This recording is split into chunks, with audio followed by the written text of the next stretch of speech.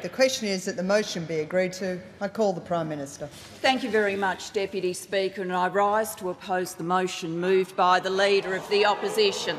And in so doing, I say to the Leader of the Opposition, I will not be lectured about sexism and misogyny by this man. I will not. And the government will not be lectured about sexism and misogyny by this man. Not now, not ever. The Leader of the Opposition says that people who hold sexist views and who are misogynists are not appropriate for high office. Well, I hope the Leader of the Opposition has got a piece of paper and he is writing out his resignation. Because if he wants to know what misogyny looks like in modern Australia, he doesn't need a motion in the House of Representatives, he needs a mirror. That's what he needs. Let's go through the opposition leader's repulsive double standards, when it comes to misogyny and sexism. We are now supposed to take seriously that the Leader of the Opposition is offended by Mr Slipper's text messages, when this is the Leader of the Opposition who has said, and this was when he was a minister under the last government, not when he was a student, not when he was in high school, when he was a minister under the last government.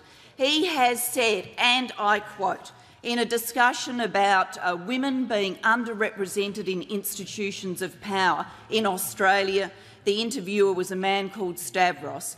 The Leader of the Opposition says, if it's true, Stavros, that men have more power, generally speaking, than women, is that a bad thing?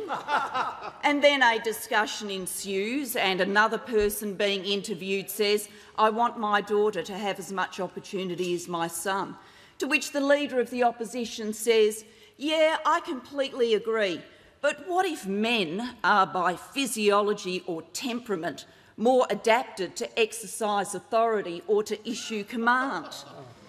Then ensues another discussion about women's role in modern society, and the other person participating in the discussion says, I think it's very hard to deny that there is an underrepresentation of women, to which the Leader of the Opposition says, but now there's an assumption that this is a bad thing. This is the man from whom we're supposed to take lectures about sexism. And then, of course, it goes on. I was very offended personally when the Leader of the Opposition, as Minister for Health, said, and I quote, abortion is the easy way out. I was very personally offended by those comments. You said that in March 2004. I suggest you check the records. I was also very offended on behalf of the women of Australia when, in the course of this carbon pricing campaign, the Leader of the Opposition said, when the housewives of Australia need to do what the housewives of Australia need to understand as they do the ironing. Thank you for that painting of women's roles in modern Australia. And then, of course, I was offended too by the sexism, by the misogyny of the Leader of the Opposition catcalling across this table at me as I sit here as Prime Minister. If the Prime Minister wants to, politically speaking, make an honest woman of herself, something that would never have been said to any man sitting in this chair. I was offended when the Leader of the Opposition went outside in the front of Parliament and stood next to a sign that said, ditch the witch. I was offended when the Leader of the Opposition stood next to a sign that described me as a man's bitch. I was offended by those things. Misogyny, sexism, every day from this Leader of the Opposition.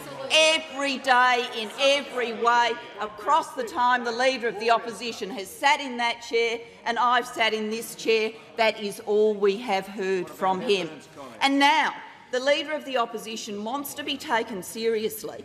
Apparently he's woken up after this track record and all of these statements. He's woken up and he's gone, oh dear, there's this thing called sexism. Oh, my Lord, there's this thing called misogyny. Now, who's one of them? Oh, the Speaker must be, because that suits my political purpose. Doesn't turn a hair about any of his past statements, doesn't walk into this parliament and apologise to the women of Australia, doesn't walk into this parliament and apologise to me for the things that have come out of his mouth, but now seeks to use this as a battering ram against someone else. Well, this kind of hypocrisy should not be tolerated, which is why this motion from the Leader of the Opposition should not be taken seriously. And then second, the Leader of the Opposition is always wonderful about walking into this parliament and giving me and others a lecture about what they should take responsibility for. Always wonderful about that, everything that I should take responsibility for, now apparently including the text messages of the member for Fisher. Always keen to say others should assume responsibility, particularly me.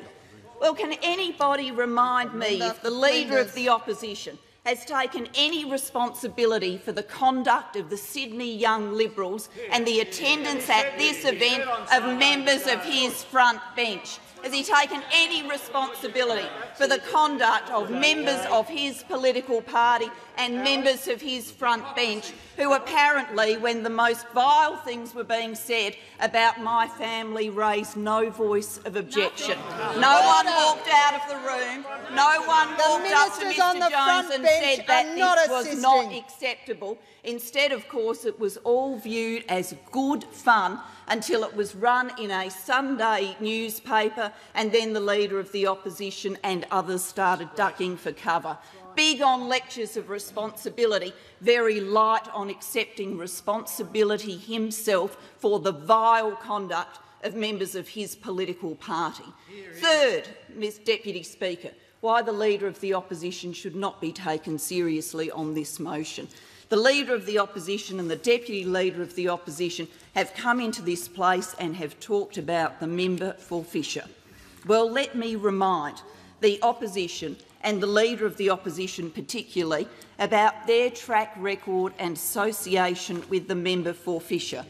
I remind them that the National Party pre-selected the member for Fisher for the 1984 election, that the National Party pre-selected the member for Fisher for the 1987 election, that the Liberal Party pre-selected Mr Fisher for the 1993 election, then for the 96 election, then for the 98 election, then for the 2001 election, then for the 2004 election, then for the 2007 election, and then for the 2010 election. And across many of those pre-selections, Mr Slipper enjoyed the personal support of the Leader of the Opposition. I remind the Leader of the Opposition that on the 28th of September 2010, following the last election campaign, when Mr Slipper was elected as Deputy Speaker, the Leader of the Opposition— The Leader of the Opposition at that stage said this, and I quote, he referred to the member for Maranoa, who was also elected to a position at the same time, and then went on as follows: "And the member for Fisher will serve as a fine complement to the member for Scullin in the chair. I believe that the parliament will be well served by the team which will occupy the chair in this chamber. I congratulate the member for Fisher, who has been a friend of mine for a very long time, who has served this parliament in many capacities with distinction." The words of the Leader of the Opposition on record about his personal friendship with Mr Slipper, and on record about his view about Mr Slipper's qualities and attributes to be the Speaker. No walking away from those words. They were the statement of the Leader of the Opposition then. I remind the Leader of the Opposition, who now comes in here and speaks about Mr Slipper and apparently his inability to work with or talk to Mr Slipper, I remind the Leader of the Opposition he attended Mr Slipper's wedding. Did he walk up to Mr Slipper in the middle of the service and say he was disgusted to be there? Was that the attitude he took? No, he attended that wedding as a friend. The Leader of the Opposition keen to lecture others about what they ought to know or did know about Mr Slipper. Well, with respect, I'd say to the Leader of the Opposition, after a long personal association, including attending Mr Slipper's wedding, it would be interesting to know whether the Leader of the Opposition was surprised by these text messages. He's certainly in a position to speak more intimately about Mr Slipper than I am and many other people in this parliament, given this long personal association. Then, of course, the Leader of the Opposition comes into this place and says, and I quote,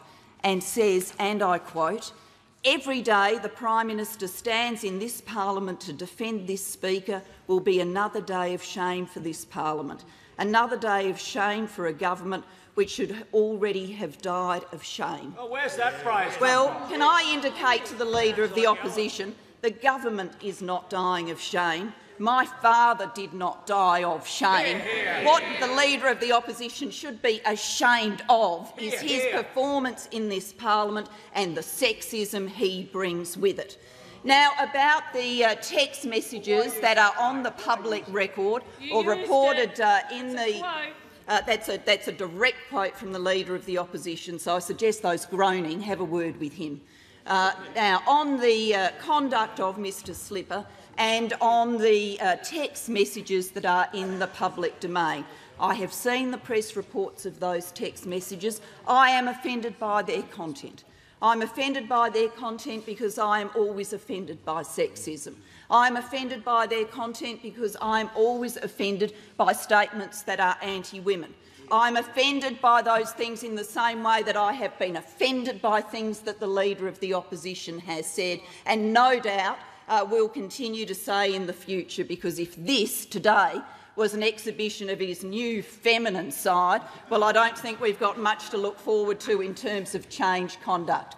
I am offended by those text messages, but I also believe, in terms of this parliament making a decision about the speakership, that this parliament should recognise that there is a court case in progress, that the judge has reserved his decision, that having waited for a number of months for the legal matters surrounding Mr Slipper to come to a conclusion, that this parliament should see that conclusion. I believe that is the appropriate path forward, and that people will then have an opportunity to make up their minds with the fullest information available to them. But whenever people make up their minds about those questions, what I won't stand for, what I will never stand for, is the Leader of the Opposition coming into this place and peddling a double standard. Peddling a standard for Mr Slipper he would not set for himself. Peddling a standard for Mr Slipper he has not set for other members of his front bench. Peddling a standard for Mr Slipper that has not been acquitted by the people who have been sent out to say the vilest and most revolting things, like his former shadow parliamentary secretary, Senator Bernardi. I will not ever see the Leader of the Opposition seek to impose his double standard on this parliament. Sexism should always be unacceptable. We should conduct ourselves as it should be always unacceptable. The Leader of the Opposition says do something. Well, he could do something himself if he wants to deal with sexism in this parliament. He could change his behaviour, he could apologise for all these past statements, he could apologise for standing next to signs describing me as a witch and a bitch, terminology that is now objected to by the front bench of the opposition. He could change a standard himself if he sought to do so. But we will see none of that from the Leader of the Opposition, because on these questions he is incapable of change. Capable of double standards, but incapable of change. His double standards should not rule this parliament. Good sense, common sense, proper process is what should rule this parliament. That's what I believe is the path forward for this parliament, not the kind of double standards and political game playing imposed by the Leader of the Opposition. Now looking at his watch, because apparently a woman's spoken too long. I've had him yell at me to shut up in the past, but I will take the remaining seconds of my speaking time to say to the Leader of the Opposition, I think the best course for him is to reflect on the standards he's exhibited in public life, on the responsibility he should take for his public statements, on his close personal connection with Peter Slipper, on the hypocrisy he has displayed in this House today. And on that basis, because of the Leader of the Opposition's motivations, this parliament today should reject this motion, and the Leader of the Opposition should think seriously about the role of women in public life and in Australian society, because we are entitled to a better standard than this. Yeah.